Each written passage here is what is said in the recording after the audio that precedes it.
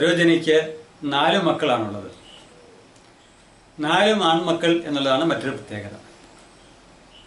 അതിൽ 3 പേരും ഗൾഫിലാണ് ജോലി ചെയ്യുന്നത്. ഗൾഫിലെ ഉയർന്ന ജോലികളിലാണ് അവർ മൂവരും. 3 പേരും വിവാഹിതരായി കഴിഞ്ഞു. ഒരാൾ മാത്രമാണ് ഇനിയും വിവാഹം കഴിക്കാത്തത്. കൂടാതെ അയാൾക്ക് നല്ലൊരു ജോലിയില്ല എന്നതും നമ്മൾ എടുത്തു പറയേണ്ടതാണ്. ഇനി സരോജിനിയുടെ ജീവിതത്തിലേക്ക് നമുക്ക് കടന്നു വരാം. സരോജിനിയുടെ ഭർത്താവ് വലിയൊരു മദ്യപാനിയാണ്. സരോജിനി വിവാഹിതയായി വീട്ടിൽ കടന്നു വരുന്ന അന്നു മുതലേ മദ്യപാനിയായ ഒരു ഭർത്താവിനെയാണ് സരോജിനി കാണുന്നത്. ഒത്തിരി ക്ലേശങ്ങൾ സഹിച്ചാണ് സരോജിനി തൻ്റെ 4 ആൺമക്കളെയും വളർത്തിക്കൊണ്ടുവന്നത്. മക്കൾ സ്വഭാവത്തിൻ്റെ കാര്യത്തിൽ വളരെ നല്ലവരായിരുന്നു. അമ്മയുടെ ശിക്ഷണം വളരെ പ്രധാനപ്പെട്ടതായിരുന്നു. ഭർത്താവിൻ്റെ ശ്രദ്ധയില്ലായ്മയും ഉത്തരവാദിത്വമില്ലായ്മയും കണക്കിലെടുക്കാതെ സരോജിനി വളരെ കാര്യമായി തൻ്റെ മക്കളെ പരിചരിച്ചു, അവരെ വളർത്തിക്കൊണ്ടുവന്നു. അങ്ങനെ 3 പേരും നല്ല ജോലിയിൽ എത്തിച്ചേർന്നു. പക്ഷെ 4-ാമന്റെ കാര്യത്തിൽ പിതാവിന്റെ പാരമ്പര്യത്തിൽ നിൽക്കുകയാണ് അവൻ. അവന് മദ്യപിക്കാം. യാതൊരു ഉത്തരവാദിത്വമോ ഉൾക്കാഴ്ചയോ ജീവിതത്തെ സംബന്ധിച്ചില്ല. അവൻ്റെതായ രീതിയിലുള്ള നടത്തമാണ്. എവിടെയും കുറെ പണം ഉണ്ടാക്കുവാൻ കഴിയും. ഉണ്ടാക്കുന്ന പണം വളരെ മോശമായ രീതിയിൽ ചെലവഴിക്കുകയും മദ്യപിക്കുകയും മറ്റു ചില ബന്ധങ്ങളിലൂടെ അവയെല്ലാം നശിപ്പിക്കുകയും ചെയ്യുന്നു. വിവാഹത്തെക്കുറിച്ച് അയാൾക്ക് യാതൊരു ഉൾക്കാഴ്ചയോ താല്പര്യമോ ഒന്നുമില്ല. വിവാഹത്തെക്കുറിച്ച് ചിന്തിച്ചിട്ട് പോലുമില്ല. മദ്യപിച്ച് ലക്ക് കെട്ടി നടക്കുന്ന ഇയാൾ വിവാഹ ജീവിതത്തിലേക്ക് വരാതിരിക്കുന്നതാണ് നല്ലതെന്ന് അയാളെക്കുറിച്ച് പലരും പറയുകയുണ്ടായി.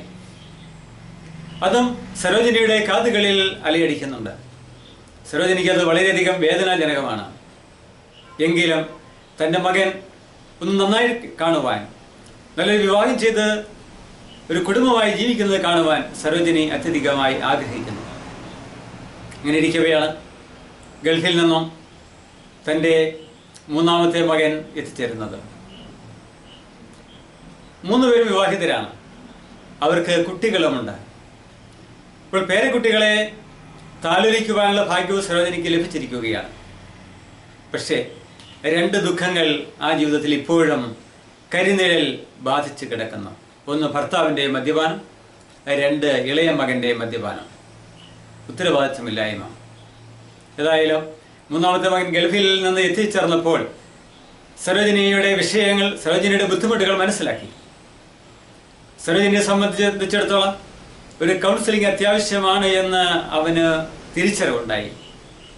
വിദ്യാസമ്പന്നനായ അവൻ സരോജിനിയെയും കൂട്ടി എൻ്റെ അടുക്കൽ എത്തിച്ചേർന്നു.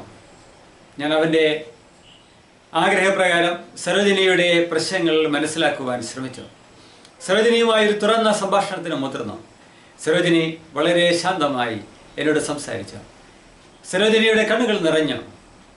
ഞാൻ വിവാഹം ചെയ്ത് എൻ്റെ കുടുംബത്തിലേക്ക് കടന്നു വരുമ്പോൾ, എൻ്റെ ഭർത്താവിൻ്റെ കുടുംബത്തിലേക്ക് കടന്നു വരുമ്പോൾ എനിക്ക് തലചായ്ക്കുവാൻ ശരിക്കും ഒരിടമുണ്ടായിരുന്നില്ല. മദ്യപാനിയായിരുന്ന അമ്മായിയപ്പൻ്റെ വളരെ മോശമായ വാക്കുകൾ കേട്ടാണ് വളർന്നത്.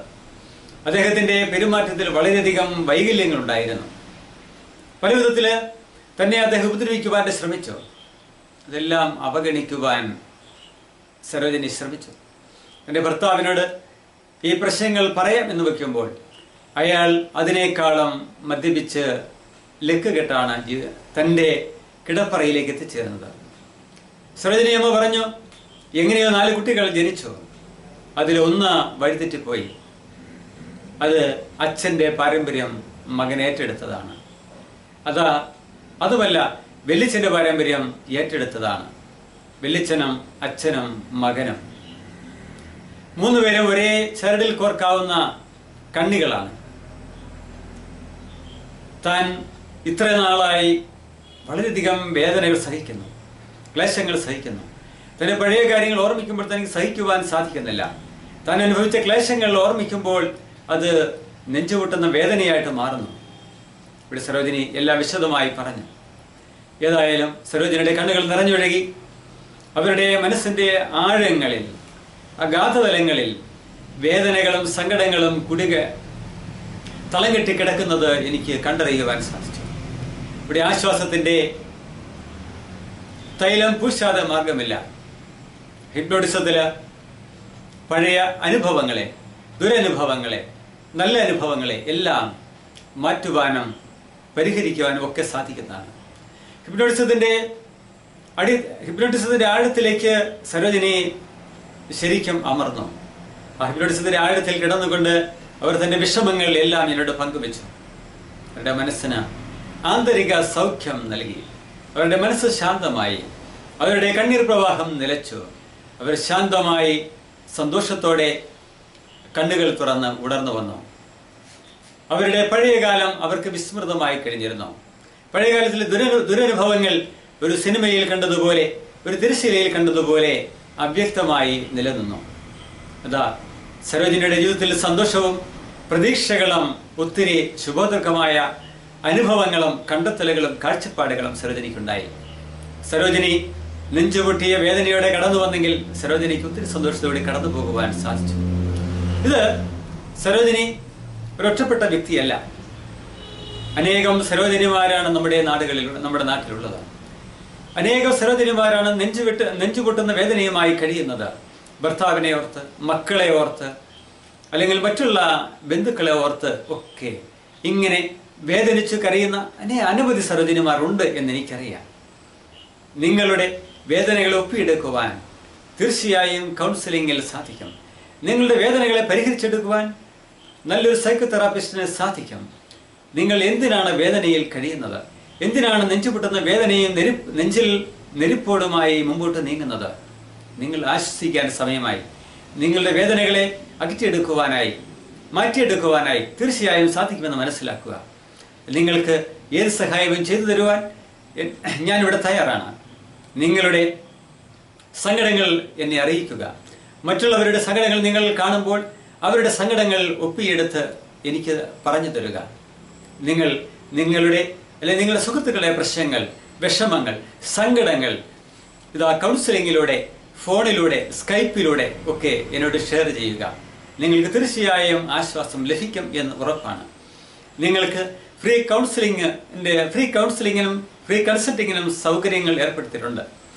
നിങ്ങൾ ആരും നെഞ്ചുപൊട്ടുന്ന മനസ്സുമായി ഇനി മുമ്പോട്ട് പോകണ്ട.